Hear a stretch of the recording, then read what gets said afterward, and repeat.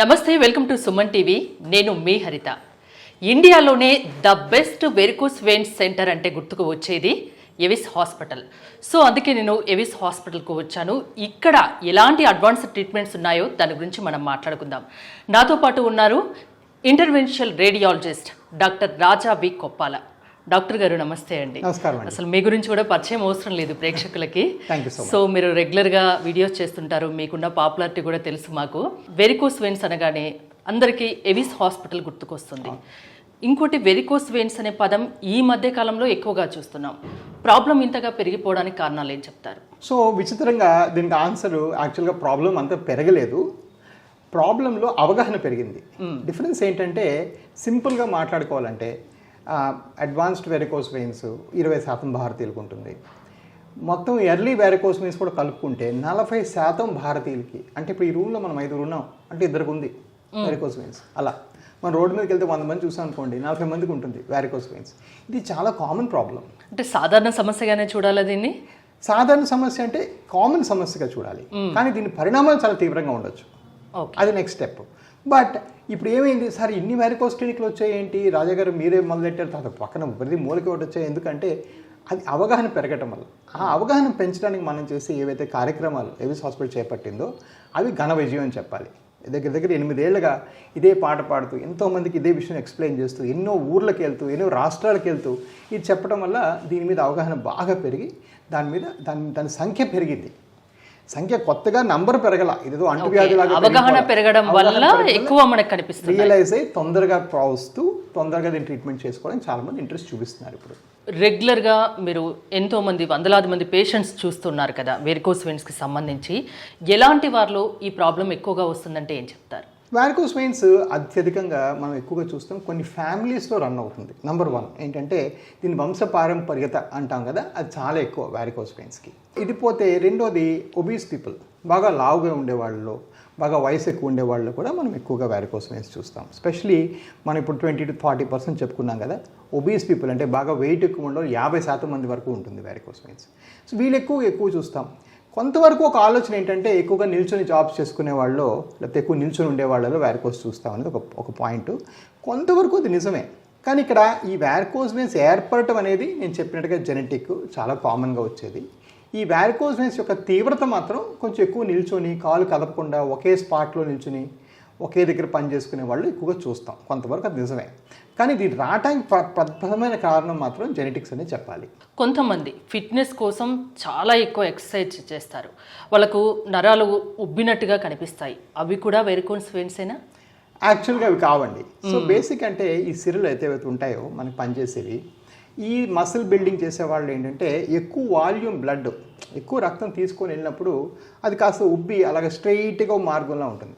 Varicose veins స్ట్రైట్గా ఉండవు, వంకలు తిరిగి ఉంటాయి. సో వెరికోస్ వెయిన్స్ మనం మసిల్ బిల్డింగ్ చేసే వాళ్ళు వచ్చే స్ట్రైట్గా ఉండే నరాలు అయితే పొలాల్లో కొంతమంది స్ట్రైట్గా ఉంటాయి, అంటే బాగా బలసాల్లోకి. ఇది చాలా తేడా ఉంటుంది.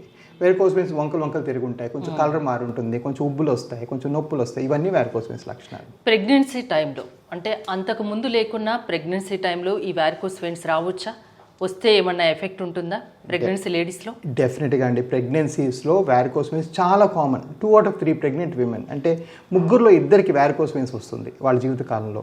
సో ప్రెగ్నెన్సీస్ వచ్చిన తర్వాత ఈ గర్భం దాల్చిన తర్వాత 8 నెలల తర్వాత అంటే ప్రెగ్నెన్సీ అయిపోయిన 8 monthsకి ఈ వెయిన్స్ వెళ్ళిపోయాయి. అవి వెళ్లకుండా ఇంకా అప్పటి తర్వాత కూడా ఉండిపోతే మాత్రం యూజువల్గా అది పర్మనెంట్గా ఉండిపోతాయి. సో ప్రెగ్నెన్సీ అప్పుడు ఈ బేబీ వెయిట్ వల్ల ఈ పొట్ట లోపల వెయిన్స్ నొక్కుబడి బ్లడ్ సరిగ్గా పైకి ప్రవహించకుండా మళ్ళీ కిందకి వెళ్ళిపోతుంది. అందుకని ప్రెగ్నెన్సీ చాలా ఫ్రీక్వెంట్గా వారికోస్ వెయిన్స్ చూస్తాం మనం. ప్రతి 5గురిలో 2కి వారికోస్ వెయిన్స్ ఉన్నాయంటున్నారు. సో ఎలాంటి సిమ్టమ్స్ కనిపించినప్పుడు మీలాంటి ఇంటర్వెన్షనల్ రేడియాలజిస్ట్ డాక్టర్ దగ్గరికి రావాలి? సో ఈ సిమ్టమ్స్కి వచ్చేటప్పటికి ఏంటంటే మనం గుర్తుపెట్టుకోవాల్సిన విషయం, అందరికీ అన్ని సిమ్టమ్స్ ఉండవు. ఓకే, కొన్ని ఏమో సిమ్టమ్స్ అంటే నొప్పులు, బాధలు, కష్టాలు, కొన్ని ఏమో సైన్స్ అంటే బయటికి కనిపించడం. ఈ రెండిట్లో కూడా కలిపి చూసుకోవాలి మనం. కొంతమందికి ఏంటి వెయిన్స్ ఈ చారల్లాగా చూడటానికి కొంచెం అందవికారంగా కాలంతా ఇలా చారలాగా ఏర్పడతాయి కొంతమందికి, అది సైన్స్ అంటే కనిపించేది. కొంతమందికి నొప్పి, బాధ ఎటువంటివి లేకుండా కూడా మోకాలు కింద భాగం అంతా నల్లబడిపోతుంది, అది కూడా వారికోస్ వెయిన్స్ లక్షణమే. అలా కాకుండా కొంతమందికి కాలు నొప్పులు, కాలు వాపులు, కాళ్ళు బాధలు, కాళ్ళు నలుపు రావటం, ఇవన్నీ కూడా చూస్తాం. ఇవన్నీ కూడా వ్యారికోస్ లక్షణాలే. సో ఇలాగా వ్యారికోస్కి రకరకాల లక్షణాలు ఉంటాయి. కొన్ని కనిపించేవి, కొన్ని మనం ఫీల్ అయ్యేవి. అందరికీ అన్నీ ఉంటాయని అనుకోకూడదు. యూజువల్గా ఆడవాళ్లలో కాళ్ళ నొప్పులు, పిక్కల నొప్పులు, తొడల నొప్పులు మనం చూస్తాం. మగవాళ్ళు ఈ వెయిన్స్ కనిపించి కాళ్ళు నల్లగై కాళ్ళు పుళ్ళు పట్టడం చూస్తాం. మగవాళ్ళు నొప్పులు పెద్దగా ఫీల్ అవ్వరు. సో బట్ ఇవన్నిటికీ ట్రీట్మెంట్ ఒకలాగే ఉంటుంది. దీనికి సరైన వాస్కులర్ డాక్టర్ ట్రీట్మెంట్ చేస్తేనే ఇవి బాగవుతాయి. అంటే పెయిన్తో కూడుకున్నావా ఈ వ్యారికోస్ వెయిన్స్ అనేది? చాలా ఫ్రీక్వెంట్గా 70% మందికి పెయిన్ ఉంటుంది. వ్యారికోస్ వెయిన్స్ వల్ల కాళ్ళు నొప్పులు, కాళ్ళు బాధ, కాళ్ళు లాగటం, కాళ్ళు సాయంకాలం నొక్కి పెట్టాలనిపించడం, నొక్కి పెడితే బెటర్ అనిపించడం, ఇవన్నీ కూడా వ్యారికోస్ లక్షణాలు. గుండె జబ్బుకి వ్యారికోస్ వెయిన్స్కి సంబంధం ఉంటుందా? గుండె జబ్బుకి వ్యారికోస్ వెయిన్స్కి కొంచెం రిమోట్ సంబంధం ఉంది. ఏమవుతుందంటే కాళ్ళలో ఈ ఉబ్బిన సిరల్లో బ్లడ్ అంతా క్లాట్ అయ్యి ఆ బ్లడ్ గడ్డ కట్టేసి ఆ గడ్డలు గుండెకి పాకే అవకాశం చాలా ఉంటుంది. దాన్ని పల్మరీ ఎంబలిజం అంటారు. ఒకప్పుడు నేను అమెరికాలో ఉండేటప్పుడు ఇది చాలా రేర్ అని చెప్పేవాడిని. యాక్చువల్గా ఏం గుండె సమస్య లేదు, కనెక్షన్ లేదని చెప్పేవాడిని. దురదృష్టవశాత్తు ఇండియా వచ్చిన తర్వాత I have seen more than almost 50 cases. అంటే అది చాలా తక్కువ అనుకోండి, ఇప్పటికీ కూడా నేను చూసే కొన్ని వేల కొద్ది కేసుల్లో. అయినా కూడా 50 మందికి ఈ కాల్లో ఏర్పడిన క్లాట్ కాస్త గుండెకి వెళ్ళటం అనేది చాలా దురదృష్టకరం. అలా వెళ్ళకూడదు. అలా వెళ్ళిందంటే ఒక చిన్న 5 నిమిషాల్లో అయిపోయే ఆపరేషన్ కోసం మనం ఐసీయూలో అడ్మిట్ అయ్యి ఎంతో కష్టం అనిపించినట్టు అవుతుంది.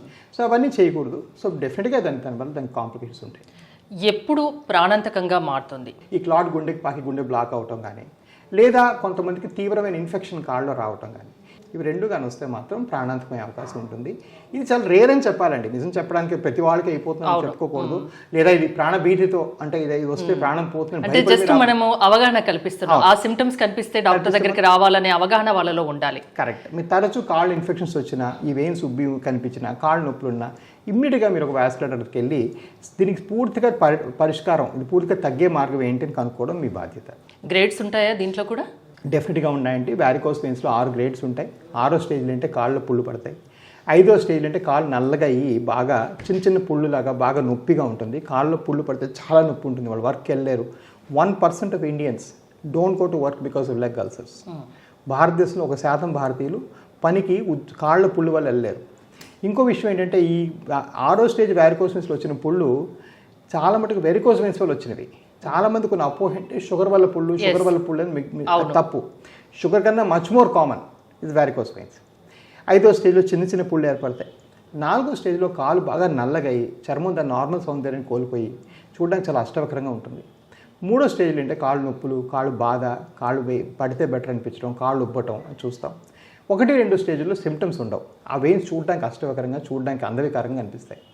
అది 1-2 స్టేజ్లు అనమాట. అది కాస్మెటిక్ స్టేజ్ అంటాం. కొన్ని రకాల మెడిసిన్స్ వల్ల, అదర్ హెల్త్ ఇష్యూస్ వల్ల కూడా ఈ ప్రాబ్లం రావచ్చా? ఈ ప్రాబ్లమ్ మెడిసిన్స్ వల్ల రాదండి. బట్ ఇక్కడ ఇంకో గమనించాల్సిన విషయం ఏంటంటే మెడిసిన్స్ వల్ల తగ్గదు కూడా. చాలా మంది పేషెంట్స్ ఒక అపోహ ఏంటంటే పబ్లిక్ ఇండియాలో అన్ఫార్చునేట్లీ ఒక చాలా దారుణమైన విషయం ఏంటంటే ప్రతిదానికి మందు అడుగుతారు.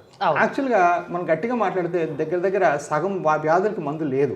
మెడికల్ ఐసీడీలో ఇంటర్నేషనల్ క్లాసిఫికేషన్ డిసీజ్లో 11,000 నుంచి మందులు ఉన్నాయి. అందులో 6,000 వరకు మందులే లేవు. ఈ హాస్పిటల్లో డాక్టర్లు ఊరికే 8-10 మందులు రాయడం అనేది ఒక చిన్న స్కామ్ అంతే. అందుకని ఏం లేదు, అది తగ్గే సగం మందులు కూడా ఉండవు దానిలో. సో దానివల్ల డిసప్పాయింట్ అయిపోతారు. నేను వచ్చి మీకే మందులు లేవండి వెరికోస్ కంటే, అదేంటంటే నమ్మరు. వాళ్ళు ఏదో డిసప్పాయింట్, అదేంటి డాక్టర్ ఎక్కడికి వెళ్ళినా 3-4 మందులు రాశారు. సో దీనికి మందులు అంటూ పెద్దగా లేవు దీని ట్రీట్మెంట్కి. ఒక డాఫ్లోనే tablet approved by government of India. దానివల్ల కూడా పెద్దగా రిలీఫ్ ఉండదు నా ఉద్దేశంలో. సో దీనికి సరైన ట్రీట్మెంట్ ఎలా, దాని మీద అవగాహన ఉండటం చాలా ఇంపార్టెంట్. వెరికోస్ వెయిన్స్ ట్రీట్మెంట్ అంటే ఎవిస్ ఫస్ట్ లిస్ట్లో ఫస్ట్ నేమ్ ఉంటుంది. సో ట్రీట్మెంట్ ఆప్షన్స్ ఏముంటాయి ఇక్కడ? ఎలాంటి అడ్వాన్స్డ్ ట్రీట్మెంట్స్ ఉన్నాయి? సో ఎవిస్లో నేను ఏం చేస్తానంటే గత 8 ఏళ్ళుగా దీన్ని శోధించి ఇలాంటి హాస్పిటల్ ఇండియాలోనే ఫస్ట్ టైం పెట్టడం జరిగింది. 40,000 పైచిలకు సర్జరీస్ కూడా చేశారు కదా ఇక్కడ. అబ్సల్యూట్లీ హైయెస్ట్ నెంబర్ ఇండియాలో. అది సాధించాలి అంటే ఫస్ట్ ఆఫ్ ఆల్ మనకి ఎండ్ టు ఎండ్ అన్ని వ్యారికోస్ వెయిన్స్ ఒకలా ఉండవు. కొంతమంది కాళ్ళు పుళ్ళు పడి కాళ్ళు నొప్పిగా ఉంటాయి. కొంతమందికి చూడడానికి జస్ట్ అందవికారంగా ఉంటుంది, ఎటువంటి నొప్పి కూడా ఉండదు. సో ఇప్పుడు ఆ పుళ్ళు పడితే ఒకలా ట్రీట్ చేయాలి. ఈ చిన్న వెయిన్స్ కనిపిస్తే క్లాక్స్ అనే ట్రీట్మెంట్ చేసి తగ్గియాలి. సో ఇలాగా ఇవన్నీ వేరు ఎక్విప్మెంట్ ఉంటుంది. దానికి వేరు స్పెషాలిటీస్ ఉంటాయి. మళ్ళీ అందులో కూడా గ్రేడ్ బట్టి ట్రీట్మెంట్, ఆ పేషెంట్ సిమ్టమ్స్ బట్టి ట్రీట్మెంట్, వాళ్ళు వచ్చిన ఊరు బట్టి కూడా కొన్నిసార్లు ట్రీట్మెంట్. దూరభారం చూస్తే ఆ పుండు నేను ఊరికే రమ్మని చెప్పను. ఫర్ ఎగ్జాంపుల్ ఎవరో చెన్నై నుంచి వచ్చారు మొన్న, ఏం చేసాము, చిన్న చర్మం ముక్క తీసి అతికిపించేసాం. లేకపోతే అటు ప్రతి 10 రోజులకి ఆ పుండు మేనేజ్మెంట్కి మా దగ్గరికి వచ్చారనుకోండి, ఆ టికెట్లు అయిపోతాయి. అవునవును. సో కొంచెం మీరు వచ్చే డిస్టెన్స్ బట్టి, మీరు చేసే వృత్తి బట్టి మా ట్రీట్మెంట్ మారుస్తాం చాలా దగ్గరలో. సో అవన్నీ చేయాలంటే నేను ఒక జనరల్ కార్పొరేట్ హాస్పిటల్ అయ్యి పొద్దున హార్ట్ ప్రాబ్లము, మధ్యాహ్నం బ్రెయిన్ ప్రాబ్లము, మధ్యలో ఏదో చూస్తే ఆ ఎఫెక్ట్ చాలా డైల్యూట్ అయిపోతుంది. అవును. దీన్ని ఎండ్ టు ఎండ్ ఒక ప్యాషన్లా ట్రీట్ చేస్తేనే దీనిలో ట్రీట్మెంట్ రిజల్ట్స్ బాగుంటాయి. అంటే పర్మనెంట్ క్యూర్ అనేది ఉంటుందా వారికోస్ వెయిన్స్కి? అబ్సల్యూట్లీ అండి. 97% ఆఫ్ ద పీపుల్కి మళ్ళీ ఈ ప్రాబ్లం రాదు. ఓకే. లేజర్ అనేది ఎప్పుడు చేస్తారు మీరు? లేజర్ అనేది ఏంటంటే మనం వెరికోస్ వెయిన్స్ చెక్ చేసినప్పుడు బ్లడ్ సరిగా ఫ్లో అవ్వకపోతే ఒక చిన్న సూది పెట్టి ఆ వెయిన్ లోపలికి లేజర్ పంపించి అవి చేసి పూర్తిగా తగ్గించేస్తారు. అంటే వన్స్ ట్రీట్మెంట్ చేయించుకున్నాక అది తిరిగి వచ్చే అవకాశం ఉంటుందా? సో ట్రీట్మెంట్ చేసుకున్నాక ఈ 97 మంది మనం సక్సెస్ అవుతుంది, 2-3% మంది మళ్ళీ వచ్చే అవకాశం ఉంటుంది ఆబ్వియస్లీ. అంటే ఎందుకని? సో మెయిన్ జెనెటిక్స్ అండి. ఇక్కడ అర్థం చేసుకోవాల్సిన విషయం ఏంటంటే మనము డాక్టర్లుగా ఉన్న వ్యాధిని తగ్గిస్తున్నాం. మన పెరగకుండా చూస్తున్నారు. మన డాక్టర్లుగా మీకున్న జనువుల్ని, మీకున్న నేచర్ని, మీ పరిస్థితిని మేము మార్చట్లేదు. ఇదే కాదు, రేపు పొద్దున గుండెలో స్టెంట్ వేసాం అనుకోండి, అది కూడా 99% సక్సెస్. అంటే ఒకటి పోతాడు, మళ్ళీ ఆ స్టెంట్ కూడా బ్లాక్ అయిపోయి. అదేవిధంగా ఈరోజు ఇప్పుడు క్యాన్సర్ హాస్పిటల్కి వెళ్తున్న పేషెంట్లు వచ్చే ఏడాదిలో 50% మంది వెళ్ళరు. సో ఆపరేషన్ 100% అవుతుందా లేదా అని మనం చెయ్యం.